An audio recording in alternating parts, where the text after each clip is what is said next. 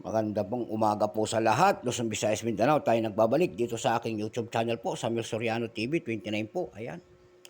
At magandang umaga po sa lahat ng kolektor, lalo-lalo na yung ating mga subscriber po. Thank you so much po sa mga subscriber ko po. Ayan, yung mga hindi pa po nakapag-subscribe dito sa aking YouTube channel, pakipindot naman po ang ating notification bell para ma-update po kayo sa mga latest ko pang gagawin mga video po about coins and paper banknotes.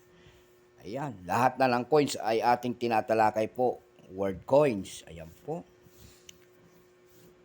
Magandang umaga po sa lahat. Ayan po, wala tayong vlog kahapon at mayroon tayong trabaho po. Ayan, so ngayon tayo magbablog. Ang pag-uusapan po natin ngayon ay ang pera ng Oman. Ayan, Oman country po. Ayan, nandiyan po sa ating harapan, perang papel po ng Oman. Ayan. 100 baisa. Ayan, 100 baisa. Ayan. Ayan po ang ating pera ng Oman. Oman, ayan po si Sultan Qaboos bin Said. Ayan. Ayan po, 100 po, Oman. 100 baisa. Ayan, baisa. Ayan po, magandang umaga po sa lahat. Ayan po.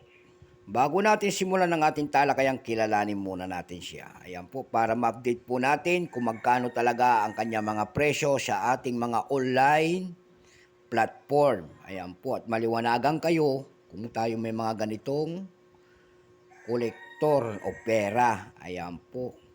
Issue po, Central Bank of Oman, Sultan Qaboos bin Said, 1970 hanggang 2020 po. Type, standard banknote po, years 1416, Islamic calendar po nila yon. Ayan po. Dito naman sa atin ay year 1995. Value, 100 baisa po. Currency, Rial, 1972, up to date po. Composition po, paper cotton po. Mayroon itong habang 122 by 64 mm. Shape, syempre, rectangular po. Number, and dash. 205820. Ayan po. Reference number P-31. Ayan po.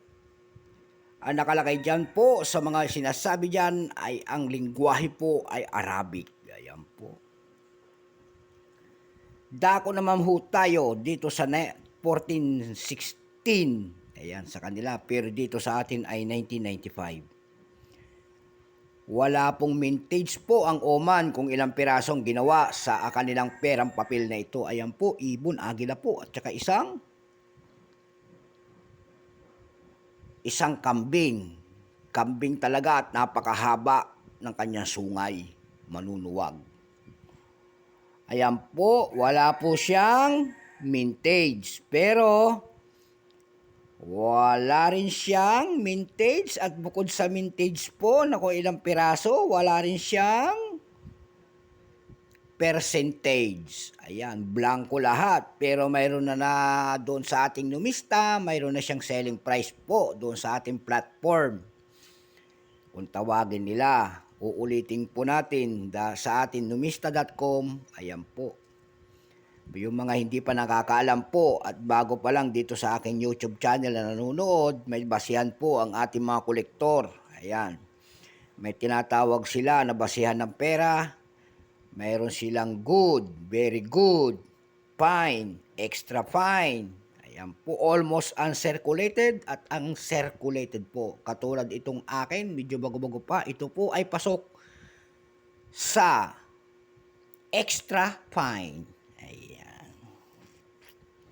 Dako na tayo doon sa sinasabi ko na selling price dito doon sa ating numista.com po. Yung fine niya ay 28. Very fine, 33. Extra fine, 34. Almost uncirculated, 34. At uncirculated po nito ay 60 pesos only. Ayan.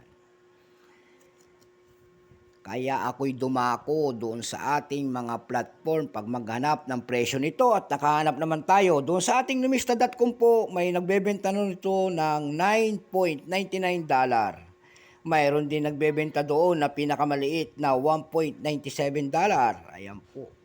Dumako naman tayo doon sa ating ebay.com po. Ayan.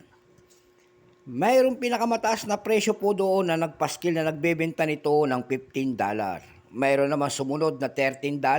Ayan po. Mayroon namang $12.95. Yung pinakamaliit po ay $12.95. Dako naman po tayo doon sa ating Carousel PH po. Doon sa ating Carousel PH po, may nagbebenta na nito ng 112 pesos po. Ayan. Yan lamang po ang ating may babahaging presyo ng ating pera, 100 baisa o Oman. Ayan po. So magandang umaga po sa lahat, Luzon, Visayas, Mindanao, kung saan kayong panig ng mundo po. Ayan po. Lalong-lalo na ang ating mga kolektor at ang aking mga subscriber dito sa aking YouTube channel. Thank you so much po. Yung mga hindi pa po nakapagpindot at gusto ang mga topic na ganito, pakipindot naman po ang ating notification bell, subscribe, like, and share para ma-update po kayo sa mga latest ko pang gagawin mga video po. Ayan. So keep safe po sa lahat. Hanggang dito na lamang po.